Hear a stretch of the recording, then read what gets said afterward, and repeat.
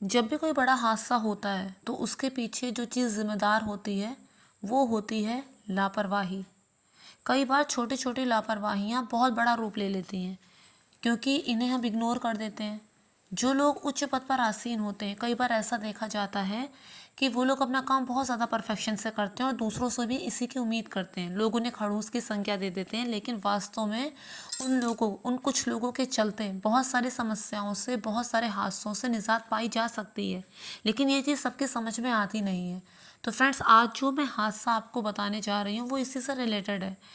Plane में इंसान इतना महंगा टिकट बुक करता है, वो हवाई यात्रा का भी लुत्फ़ उठाता है और इसके अलावा वो बहुत दूर की जगह में बहुत कम समय में आसानी से जा सकता है। और इस सब के पीछे उसका एक विश्वास होता है कि जो सर्विस उसे प्रोवाइड की जा रही हैं वो सुरक्षित उसे उस जगह पे पहुंचाएंगी।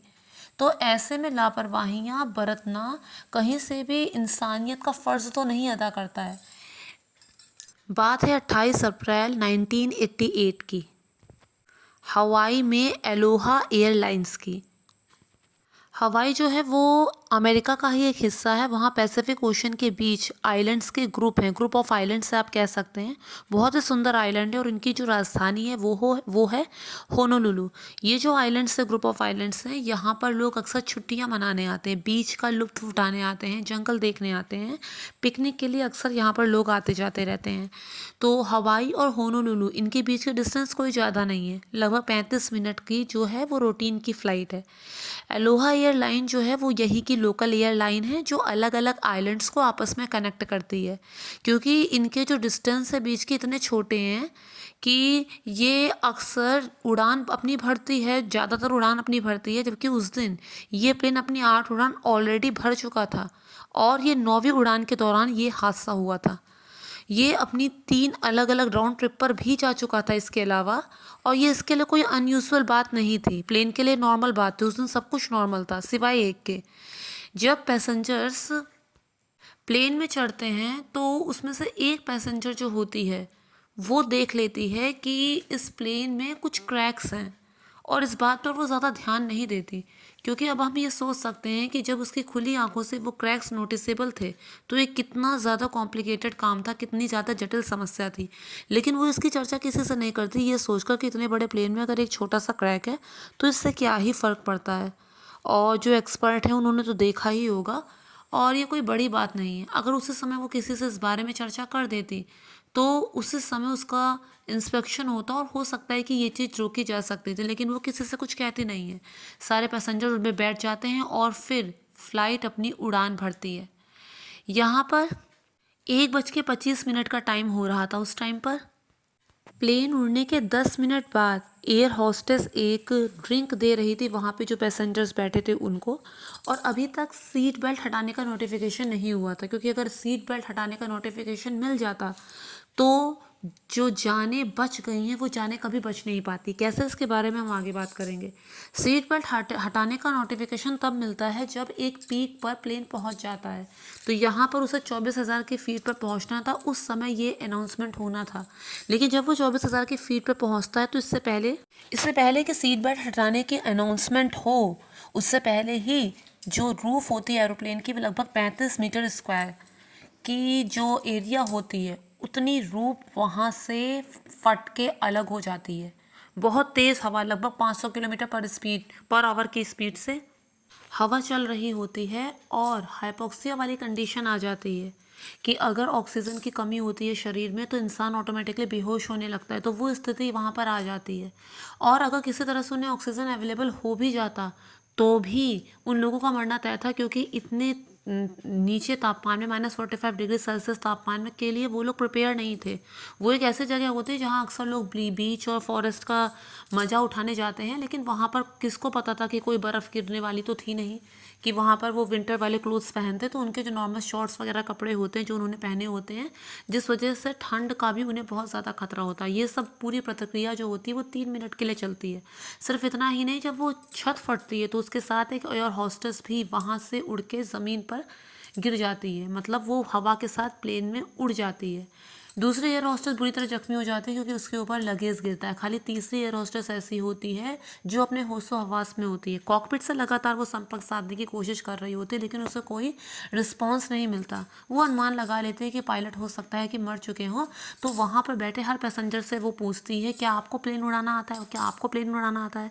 ऐसी करने से जो पैसेंजर्स होते हैं वो और भी ज़्यादा पैनिक और भी ज़्यादा स्कैर्ड हो जाते हैं। वो ये सोचते हैं कि प्लेन उड़ाने के लिए भी हम ही से कहा जा रहा है, क्यों, इस प्लेन के पायलट कहाँ हैं, उसका मतलब हम सब लोगों की जान खतरे में है।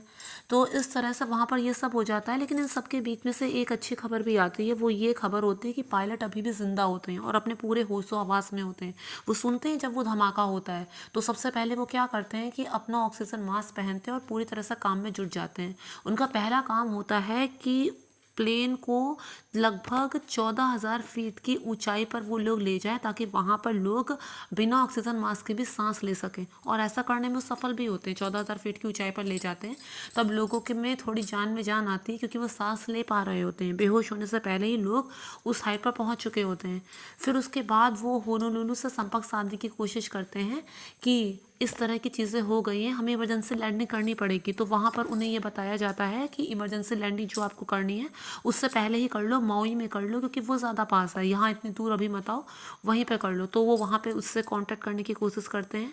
तो मौवी के टावर में जब वो कांटेक्ट करते हैं तो पता चलता है उन्हें कि ठीक है यहाँ इमरजेंसी लैंडिंग होगी और उसके लिए सब चीज़ें वहाँ पर पहले से अवेलेबल करा दी जाती हैं। वहाँ पर फायर फाइटर्स पहले से रेडी होते हैं, वहाँ पर एम्बुलेंसेस पहले से रेडी होती हैं और जो भी उनका प्लान भी होता है लोगों को बचाने के लिए, रेस्क्यू प्लान होते हैं, वहाँ पर वो सब चीज़ें पहले से ही अवेलेबल हो जाती हैं।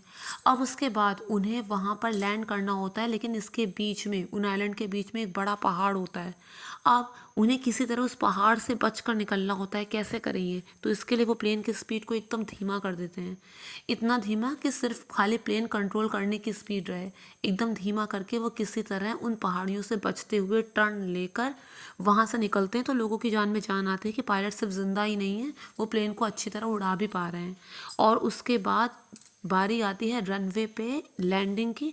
लेकिन वहाँ पर एक और समस्या इनके पास आ जाती है। प्लेन में लगभग 3 गेयर होते हैं, 2 मेन गेयर होते हैं जो पीछे की साइड होते हैं, लेकिन एक जो गेयर होता है वो आगे उसके जो प्लेन का नोज़ वाला एरिया होता है वहाँ पर होता है, लेकिन वो रिलीज़ नहीं हो पा रहा होता है। तो ऐसे में उन्हें बैली लैंडिंग करानी थी लेकिन वो इस केस में पॉसिबल नहीं था। इस केस में इसलिए पॉसिबल नहीं था क्योंकि इतनी ज़्यादा पैसिफिक कंडीशन पहले ही हो गई थी वहाँ पर, और अगर वो बैली लैंडिंग कराते तो प्लेन में क्रैश हो सकता था। और अगर ये भी हो सकता था कि अगर फ्यूल में कोई प्रॉब्लम हो, फ्यूल टैंक में कोई प्रॉब्लम हो तो ब्लास्ट भी हो सकता था। तो ऐसे में बैली लैंडिंग के अलावा उनके पास और कोई रास्ता भी नहीं था कि किस तरह से वो वहाँ पर प्लेन को लैंड कराएं। लेकिन तभी वहाँ पर जब वो एयरपोर्ट के पास पहुँचता है तो वहाँ पर उन्हें इन्फॉर्म कर दिया जाता है कि आपका जो नोज़ गेयर है वो रिलीज़ हो चुका है, तो बैले लैंडिंग कराने की ज़रूरत नहीं है। तब उनकी जान में जान आती है और नॉर्मल लैंडिंग कराई जाती है और फिर लैंडिंग के बाद आपातकालीन द्वार खोला जाता है और पैसेंजर्स को वहाँ से निकाला जाता है। अब बात ये आती है कि ये जो भयानक हादसा था जिसमें इतने लोग इंजर्ड हुए और एक एयर होस्टेस उसे अपनी जान गंवानी पड़ी, तो ये आखिर हुआ क्यों था? फ्रेंड्स, कोई भी प्लेन अगर बनता है तो उसकी एक लिमिट होती है कि वो इतने वॉच आवर कंप्लीट करेगा, इतनी हवाई यात्रा, इतने घंटे की वो यात्रा अपनी कंप्लीट करेगा या फिर इतनी फ्लाइट वो भरेगा। जब ये लिमिट पूरी हो जाती है तो उसके बाद जो प्लेन के पार्ट्स होते हैं वो भी धीरे धीरे कमज़ोर हो जाते हैं। जब वो ज़मीन पर लैंड होंगे तो उस समय वो कॉन्ट्रैक्ट होंगे, जब वो आकाश में उड़ेंगे तब वो एक्सपेंड होंगे। तो इस तरह कॉन्ट्रैक्शन, एक्सपेंसन, ये चीज़ें सब बार बार होती है। तो प्लेन के जो पार्ट्स होते हैं वो काफ़ी हद तक कमज़ोर हो जाते हैं। उनका रेगुलर इंस्पेक्शन अगर ना हो तो ये बात कभी सामने नहीं आएगी कि वहाँ पर कहाँ पर क्रैक है, ये चीज़ कभी सामने आ ही नहीं पाएगी। तो ये प्लेन भी ऐसे ही चीज़ों से गुजर चुका था। बार बार कॉन्ट्रैक्शन और एक्सपेंशन से मेन बॉडी पार्ट्स तो कमज़ोर हो ही चुके थे, साथ ही जो प्लेन के बॉडी पार्ट्स को आपस में जोड़े रखने के लिए जिस तकनीक का यूज़ किया जाता था इपॉक्सी ग्लू, वो तकनीक भी बहुत पुरानी हो चुकी थी। और अब 1972 के बाद से तो हॉट बॉन्डिंग के ज़रिए उन्हें जोड़ा जाता था, लेकिन ये प्लेन उसी पुरानी तकनीक से अब तक चल ही रहा था। प्रॉपर इंस्पेक्शन नहीं होता था और एडी करंट पास करके ये चेक किया जाता है कि जो क्रैक दिखाई नहीं दे रहे हैं खुली आंखों से वो इसके थ्रू दिखाई दे जाएं, इसके थ्रू डिटेक्ट हो जाएं। ऐसे किसी इंस्पेक्शन से ये प्लेन नहीं गुजरा था। जब भी कोई प्लेन डिज़ाइन किया जाता है तो ये बात तय हो जाती है कि वो कितने फ़्लाइट आवर्स कंप्लीट करेगा, वो कितनी फ़्लाइट साइकिल्स कंप्लीट करेगा, आखिर उसकी रिटायर होने की एज क्या होगी, ये चीज़ें पहले ही डिसाइड हो जाती हैं। ये plane already 35496 flight hours complete कर चुका था अपनी 89680 फ़्लाइट साइकिल्स में। इसके अलावा इसने बहुत सारी छोटी छोटी उड़ानें भी भरी थी। एक लिमिट थी कि ये 75,000 फ़्लाइट साइकिल्स को कंप्लीट करेगा, लेकिन उस लिमिट को तोड़ दिया गया और वो लिमिट 90,000 तक पहुंच गई, बल्कि इससे भी ज़्यादा, क्योंकि छोटी छोटी फ़्लाइटें इसने बहुत चली थी। और फिर भी ये प्लेन उड़ाया जा रहा था। इसके अलावा इसका इंस्पेक्शन भी ठीक से नहीं हुआ था। एक इंस्पेक्शन होता है कि एडी करंट दौड़ाया जाता है, जिससे खुली आंखों से जो चीज़ें नहीं दिखाई देती, जो क्रैक्स नहीं दिखाई देते, वो इसके थ्रू डिटेक्ट हो जाएं, लेकिन उस तरह का। उसके बाद इस एलोहा एयरलाइंस में काफ़ी सुधार हुए। बहुत सारे प्लेन्स ऐसे पाए गए जिनमें यही वाली समस्या थी, यानी कि अब बहुत सारे हादसे टाले जा चुके थे। इसके अलावा प्रॉपर अब इंस्पेक्शन भी होने लगा था। इसके लिए बहुत सारी कमेटी भी बिठाई गई जो खास तौर पर इन्हीं चीज़ों का ध्यान रखते थे। इस भयानक हादसे से ना केवल बचा गया, बल्कि आगे ये चीज़ ना हो इस पर पूरा पूरा ध्यान दिया गया। यहाँ पर ना चाहते हुए भी एक बात दिमाग में आती है कि ये हादसा अमेरिका में हुआ और इस चीज़ से सबक लेके लोग आगे बढ़े और इसके पक्ष में काम भी किया गया। लेकिन कहीं ना कहीं ये बात दिमाग में आती है कि अगर ये भारत में हुआ होता तो शायद इतने कड़े कदम नहीं उठाए गए होते और ना ही इतनी ही समझदारी से इस वर्स्ट सिचुएशन को हैंडल किया जा सकता, क्योंकि कहीं ना कहीं हमारे सिस्टम में कुछ ना कुछ कमी ज़रूर ही है, जो एक्सेप्ट भले ना करें लेकिन सबको पता है कि है। तो उम्मीद करती हूँ कि आपको मेरा वीडियो पसंद आया होगा, और अगर पसंद आया तो मेक श्योर मेरे चैनल को सब्सक्राइब, वीडियो को लाइक और शेयर ज़रूर कीजिए।